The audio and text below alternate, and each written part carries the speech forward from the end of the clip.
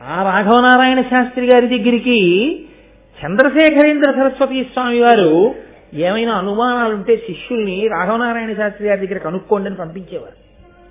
అంతటి ఉపాసకులు వారు.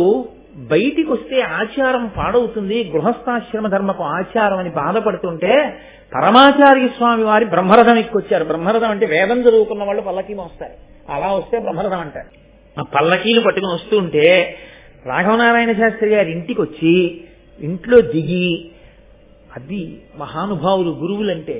పరమాచార్య స్వామి వారు అన్నారు, ఏమి నీ ఆచారానికి ఇబ్బంది వస్తోందని బెంగ పెట్టుకుంటున్నావా? ఇవాళ మీ ఆచారానికి మేము కొత్తగా రక్ష కడుతున్నాం, మీకు ఇబ్బంది కలగదని శాలువా తీసి కప్పారు. పరమాచార్య స్వామి వారి శాలువా కప్పడం అంటే అంగరక్ష కట్టేది. ఆ శాలువా కప్పారు. కప్పి ఇంకా మీకు బెంగలేదు, మీరు బయటికి వచ్చినా మీకేమీ ఇబ్బంది కలగదన్నారు.